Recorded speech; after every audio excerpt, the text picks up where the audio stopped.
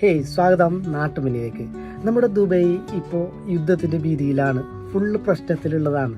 അപ്പം ഞാൻ എൻ്റെ ചങ്ങായിമാരോട് എല്ലാവരോടും ഞാൻ പറയലുണ്ട്, കുടുംബക്കാരോടായാലും ഞാൻ എൻ്റെ ഭാര്യ, എൻ്റെ മക്കൾ എന്നിവയിൽ ഒതുങ്ങി നിൽക്കാതെ നമ്മൾ എല്ലാവരെയും സ്നേഹിക്കണം.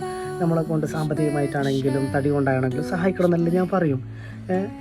അങ്ങനെ അപ്പോൾ എല്ലാവരും ഓക്കെടാ, അത് ശരി, എന്നെ അങ്ങനെ ആക്കണം എന്നല്ല പറയും. അങ്ങനെ ഞാനും എന്തായിന്, എനിക്ക് എൻ്റെ കുടുംബക്കാരൊക്കെ ഒക്കെ എന്നെ കൂട്ടും. ഞാൻ എൻ്റെ നാട്ടുകാരെ, എൻ്റെ എന്താ പറയുക, എൻ്റെ ഫ്രണ്ട്സിനെ എല്ലാവരെയും ഞാൻ ആ ഒരു പരിഗണന കൊടുക്കും. അപ്പോൾ എനിക്ക് ഒരുപാട് ആൾക്കാരില്ല, നാട്ടിൽ നിന്നില്ല, പൈസ സംബന്ധമായിട്ടൊക്കെ വിളിക്കും.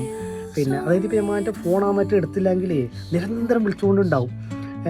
അപ്പോൾ ഇപ്പം ഞാൻ ചോദിക്കുന്നത്, ഇതുവരിപ്പോൾ യുദ്ധത്തിൻ്റെ രീതിയിലുള്ളത് ഫുള്ള് പ്രശ്നങ്ങളായിട്ട് ഞാൻ ആലോചിച്ച്, എനിക്ക് എത്ര ആൾ വിളിച്ച്, എനിക്ക് ആരവരെ വിളിച്ചനെ, എൻ്റെ ഭാര്യ, എൻ്റെ മക്കൾ, പിന്നെ എൻ്റെ വൈഫിൻ്റെ ഫാദർ, ഇത്ര ആളാണ് ഞങ്ങൾക്ക് വിളിച്ചനെ. എന്തായി നാസറേ, എന്ത് പ്രശ്നമില്ല.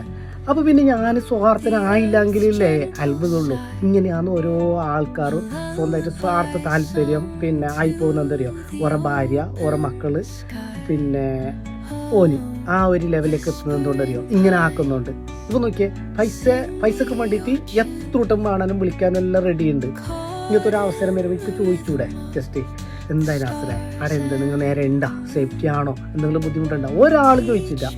അതാണ് നമ്മൾ സ്വാർത്ഥനായി പോകുന്നത്.